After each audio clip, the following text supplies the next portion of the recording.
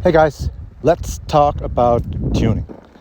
You've set up your VESC and the board is working, but now you want to know how to customize the ride feel to your liking. And there are two things I want to make clear up front. Number one, don't go after mission. Do not try to recreate mission because that's just a never-ending task and you will never be happy. Instead, go for what you actually really like, and maybe it's something similar to mission, but it will not be like mission. There is a very good reason why Future Motion did not offer mission in the Pint or the Pint X or the GT or the GTS.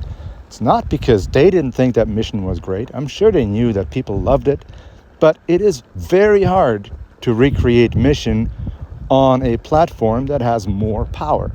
Part of mission's appeal is that it was the perfect pairing for a fairly underpowered board like the XR or the Plus. I think it was available on the Plus too. So don't aim for mission. There's much better stuff out there, and that's what you should be going for. The second thing is, do not try to go and deep dive into all the float config settings that are available in the VESC tool in the float config, because there is just way too many parameters. And if you're really that into fine tuning and diving into the weeds, then you shouldn't even need a video. There's all descriptions that you need for all the features, and you should be able to figure that out yourself if you're of that kind of mindset. But otherwise, even with a video, it just would not be fun, and I would make a 2-hour long video that would be boring as hell, and most of you wouldn't want to follow it anyway, and it would be a total waste.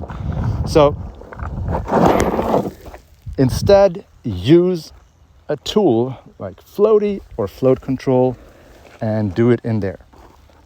But before you even start tuning individual parameters, really take a good look at the available tunes.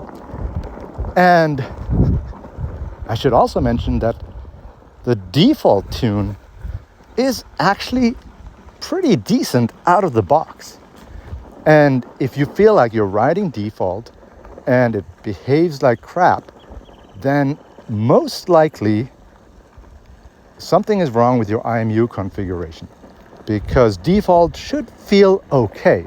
It might not be your preference, it might not be ideal, but if it feels super weird, totally off, you can't brake or you can't accelerate or it doesn't balance right or it's twitchy or whatnot, 9 out of 10 cases, it's people with bad IMU configurations. So give default a chance and make sure that your board behaves okay on default. And then, before you start tuning individual parameters, look at the available tunes.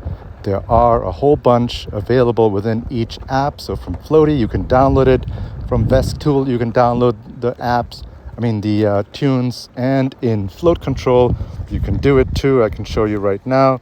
You basically double tap on this custom shaping preset, and then you see find shapes on internet, and then you click on that, you wait 10 seconds and it loads them, and then it shows you that list, and here is all of them. And now you can even click on one, it'll show you what the values are and how they compare to the values you're currently riding. So it makes all that easy, and I really encourage you to play around with the available tunes that other people have created, and most of them are created by experienced riders, so they know what they're doing. And I'm not saying that all the tunes are great. With some of them, I heavily disagree with their strategy for how they achieved the behavior they wanted to achieve. But even if they didn't follow my thought process, those tunes are still giving you a solid ride. The only downside of some of the tunes is that those tunes, they've basically configured themselves into a corner. and it is very difficult to then get further improvements in terms of ATR behavior and so on. And if they use some very unorthodox values in some of the cases, then it will happen that a lot of the tuning advice no longer holds true, because the behavior that you're getting from changing a certain parameter isn't actually the same as it is with a normal average tune. So just keep that in mind. But anyway, I would still encourage you to play around with the available tunes before you start deep diving.